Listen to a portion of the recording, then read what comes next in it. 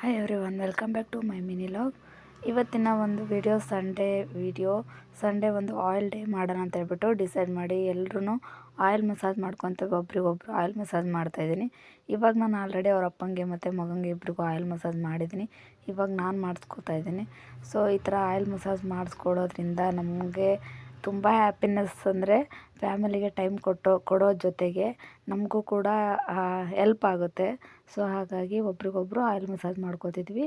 ಮತ್ತು ಇನ್ನೊಂದೇನಪ್ಪ ಅಂದರೆ, ನಿಮ್ಮ ಮನೇಲಿ ಮಕ್ಕಳಿಗೆ ತುಂಬ ಕಾಲು ನೋವು ಅಂತಂದರೆ ಒಂದು ಹೋಮ್ಮೇಡ್ ನಾನು ನನ್ನ ಮಗನಿಗೆ ಯೂಸ್ ಮಾಡೋವಂಥ ರೆಮಿಡಿನ ನಿಮಗೆ ಈ ವಿಡಿಯೋದಲ್ಲಿ ಶೇರ್ ಮಾಡ್ತೀನಿ. ಸೊ ಆ ಎಣ್ಣೆನ ಕಾಯಿಸ್ಬಿಟ್ಟು ಈ ಥರ ಮಸಾಜ್ ಮಾಡುವಾಗ ಈ ಥರ ರಿಂಗ್ ಥರ ನಾನು ಮಸಾಜ್ ಮಾಡ್ತಾಯಿದ್ದೀನಲ್ವ, ಸೊ ಈ ಥರ ಮಸಾಜ್ ಮಾಡಿ ಆಮೇಲೆ ನೀರು ಹಾಕೋದ್ರಿಂದ ಅವ್ರಿಗೆ ಕಾಲು ನೋವು ಕಮ್ಮಿ ಆಗುತ್ತೆ. ತುಂಬ ಮಕ್ಕಳು ತುಂಬ ಕಾಲು ನೋವು ಅಂತ ಹೇಳ್ತಾ ಇರ್ತಾರೆ.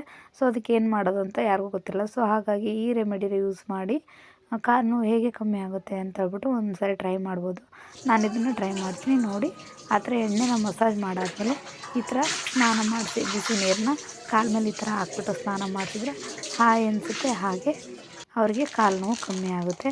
ಸೊ ಆ ಎಣ್ಣೆ ಯಾವುದು ಅಂತಂದರೆ ಎಳ್ಳೆಣ್ಣೆ ಹಾಗೂ ಕೊಬ್ಬರಿ ಎಣ್ಣೆ ಎರಡನ್ನೂ ಮಿಕ್ಸ್ ಮಾಡಿ ಬಿಸಿ ಮಾಡಿ ಇದನ್ನು ಈ ಥರ ಸ್ವಲ್ಪ ಬೆಚ್ಚಗಿರುವಾಗಲೇ ಹಚ್ಬಿಟ್ಟು ನಾನು ಮಸಾಜ್ ಮಾಡಿದ್ನಲ್ವ ಆ ಥರ ಮಸಾಜ್ ಮಾಡಿದರೆ ಕಾಲು ನೋವು ಖಂಡಿತ ಕಂಪ್ಲೀಟಾಗಿ ಕಮ್ಮಿ ಆಗುತ್ತೆ. ಸೊ ಹಾಗೆ ಇವತ್ತಿನ ಮಾರ್ನಿಂಗ್ ಟಿಫನ್ ತುಂಬ ಲೇಟ್ ಆಯಿತು, ಹಾಗಾಗಿ ಲಂಚ್ ಕೂಡ ತುಂಬ ಲೇಟ್ ಆಯಿತು. ಸೊ ಸ್ನ್ಯಾಕ್ಸ್ ಟೈಮಿಗೆ ಲಂಚ್ ಬಂತು. ಸೊ ಹಾಗಾಗಿ ಸ್ನ್ಯಾಕ್ಸ್ ವಿತ್ ಲಂಚ್ ಎರಡು ಒಟ್ಟಿಗೆ ಆಗಲಿ ಅಂತ ಹೇಳ್ಬಿಟ್ಟು ಸ್ನ್ಯಾಕ್ಸ್ ಮಾಡೋಣ ಅಂತ ಹೇಳ್ಬಿಟ್ಟು ಸ್ನ್ಯಾಕ್ಸ್ ಏನು ಮಾಡೋದು ಅಂತ ಹೇಳ್ಬಿಟ್ಟು ನೋಡೋಣ, ಗೋಬಿ ಮಾಡೋಣ ಅಂತ ಡಿಸೈಡ್ ಮಾಡಿ ಚಿಕ್ಕ ಪುಟಾಣಿ ಒಂದು ಕಾರ್ನ ತರಿಸಿದ್ವಿ. ಆ ಕಾರ್ನ್ ಸ್ವಲ್ಪ ಇತ್ತು. ಸೊ ಹಾಗಾಗಿ ಅದ್ರ ಜೊತೆ ಮತ್ತು ಮಶ್ರೂಮ್ ಕೂಡ ಮಾಡಿಬಿಟ್ಟು ಎರಡನ್ನೂ ಸಹ ಗೋಬಿ ಮಾಡಿದೆ. ನೋಡಿದ್ರಲ್ವ ಇದರಲ್ಲಿ ಏನೇನೆಲ್ಲ ಇಂಗ್ರೀಡಿಯೆಂಟ್ಸ್ ಆಗಿದೆ ಅಂತ ಹೇಳ್ಬಿಟ್ಟು.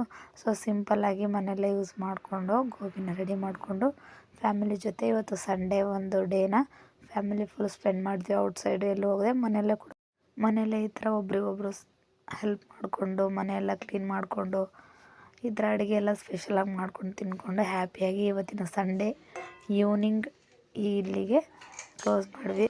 ಗೋಬಿ ಜೊತೆಗೆ ಒಂದು ರೈಸ್ ಬಾತ್. ಇಲ್ಲಿಗೆ ಇವತ್ತಿನ ದಿನ ಮುಗೀತು. ಮತ್ತು ನೆಕ್ಸ್ಟ್ ವೀಡಿಯೋದಲ್ಲಿ ಸಿಗ್ತೀನಿ. Thank you so much. Bye bye.